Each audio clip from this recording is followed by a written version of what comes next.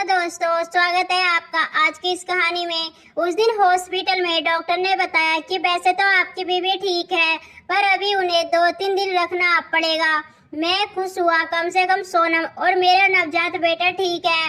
मैं अंदर पहुंच गया। वहाँ कामनी मेरे बेटे को गोद में लेकर मेरी पत्नी के पास बैठी हुई थी।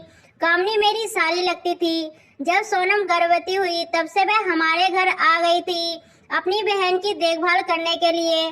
जब से वह हमारे घर आई थी तो मुझे नहीं पता था मैं उसकी तरफ खींचा चला जाऊंगा। एक तो बीवी गर्भवती होने की वजह से मैं बहुत दिन से अपनी बीवी से अलग ही रहता, इसलिए मुझे शायद कामनी अच्छी लगने लगी थी। अपनी दीदी की जगह मेरा सारा काम वही करती। जब मैं रात को उसे सोनम की नाइटी में देखता तो मेरा मन मचल कर रह जाता, पर मैं अंदर से जानता था यह गलत है, पर मैं अपने मन को नहीं मना पा रहा था। डॉक्टर ने कहा कि सोनम ठीक है, उसे 1-2 दिन में डिस्चार्ज कर दिया जाएगा। तो वह खुद ही बोली कि कामनी, तुम अपने जीजा जी के साथ घर चली जाओ, थोड़ा नहा धोकर आराम कर लेना। आज तो मम्मी भी आ रही है। कई दिन से लगातार तुम दोनों यही हो और बस काम किए जा रहे हो। यह सुनकर मुझे एक अलग ही सुख की अनुभूति हुई कि शायद आज मेरी मुराद पूरी हो जाए। मैंने सोनम की माँ को उसकी दवाई का टाइम बताया और बाहर निकल गया। पार्किंग से अपनी बाइक निकाली और हॉस्पिटल के सामने कामनी का इंतजार करने लगा।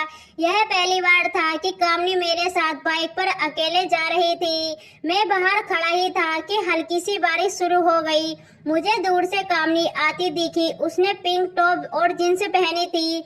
उसने देखा बारिश हो रही है तो वह बोली, जीजू थोड़ी देर रुक जाते हैं वरना भीग जाएंगे। पर मुझे नहीं रुकना था। मुझे बस जल्दी से कामनी को लेकर घर पहुंचना था। मुझे उसके साथ ज्यादा से ज्यादा समय बिताना था कि उसके मन की बात जान सकूं। मैंने कहा चलते हैं, अभी बारिश हल्की है, कहीं ऐसा न हो कि बारिश तेज हो जाए और हम यहीं भीग जाएं। ठीक है जीजू, कहकर वह मेरे पीछे बैठ गई। यह पहली बार था जब वह मेरे इतने करीब मुझसे चिपक कर बैठी थी। उसकी गर्मी को मैं महसूस कर पा रहा था। हल्की बारिश की वजह से सड़क में जगह जगह पानी भर गया था और गड्ढे नहीं दिख रहे थे। अचानक बाइक का टायर उनमें से एक छोटे से गड्ढे में चला गया, जिसके कारण उसके दोनों हाथ मेरी कमर में आ गए। हम गिरते गिरते बचे, लेकिन कामनी ने मुझे जोर से पकड़ लिया। उसकी छुअन मुझे पागल कर रही थी। मेरी बाइक की स्पीड कम हो गई थी। हल्की हल्की बूंदें हमारे दोनों के शरीर पर पड़ रही थी। कपड़े भी गीले हो गए थे, पर शरीर की गर्मी शांत नहीं हो रही थी। जिस तरह से कामनी ने मुझे पीछे से पकड़ा हुआ था, मुझे नहीं लग रहा था कि कामनी को मनाने में ज्यादा मेहनत करनी पड़ेगी। हल्के से ब्रेक लगने पर भी वह पूरी तरह मुझसे चिपक जाती। कुछ देर चुप रहने के बाद मैंने ही कामनी से पूछना शुरू किया कि वह अपनी दीदी को ठीक से दवाई समझा तो आई ना। उसने कहा, हाँ जीजू, मैं अच्छे से समझा आई हूँ। बाबू को भी सोने के लिए तैयार कर आई हूँ। अब उन्हें कोई परेशानी नहीं होगी। थोड़ी ही देर में कामनी फ्रैंक हो गई और बातें करने लगी। बातों ही बातों में मैंने उससे पूछा, तुम्हारा कोई बॉयफ्रेंड है? वह बोली था, लेकिन अब नहीं है। मैंने उससे पूछा, क्यों छोड़ दिया उसे? वह बोली, बिना गोली की बंदूक रखकर भी क्या फायदा? मैं चौंक गया।